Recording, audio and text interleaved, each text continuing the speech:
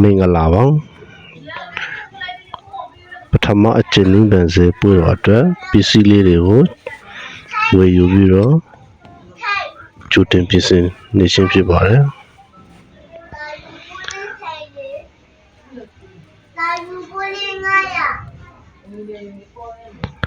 ခုဆိုရင်ကျွန်တော်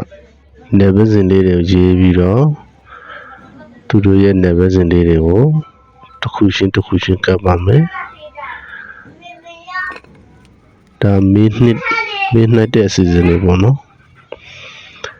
ကျွန်တော်ဝေလာတာတော့အခု30ပေါ့ဈေးပွေတော့အတွက်မေးစီးရင်က30ယူထားတာဖြစ်ပါတယ်ဟို30စာကိုပြင်ဆင်နေခြင်းဖြစ်ပါတယ်နော်ဒါလေးတွေပေါ့နော်တစ်မျိုး5ခုနဲ့ခု30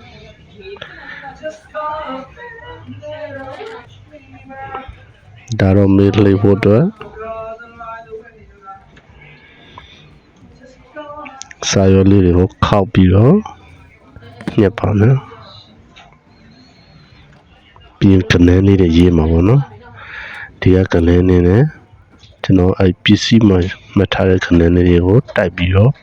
ထုတ်ပြမှာဖြစ်ပါတယ်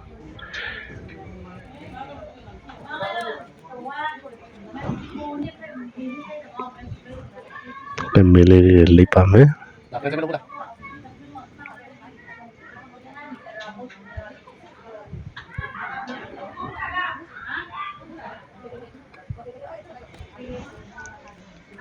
လိုက်ပြီးပြီဆိုရင်မေးလေးတွေပြန်ယူမယ်အခု30ဖြစ်ပါတယ်ပြီးရင်တော့တေချာလေးတင်ထားလိုက်မှာဖြစ်ပါတယ်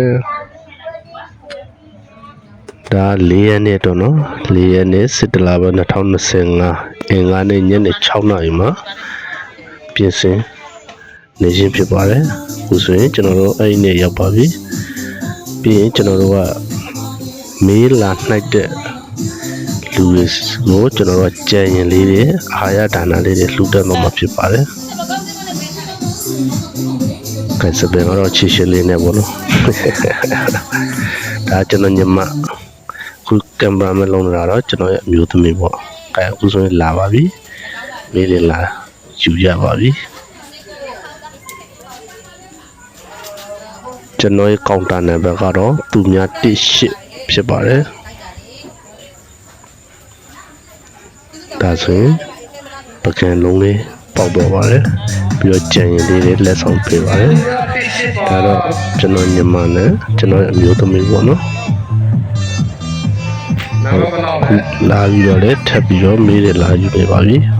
ကျေးဇူးတင်ပါတယ်ကဲအခုဆိုကျွန်တော်တို့မေးလေးတွေလည်းပြီးဆုံးတော့ပြီဆိုတော့ကျွန်တော်အိမ်မှာပြောပြရှင်းရှင်းလေးလုပ်ပါနော်ကောက်ခုံနေကြပါပြီ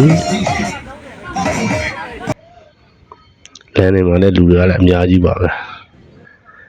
ဒါတော့ကျွန်တော်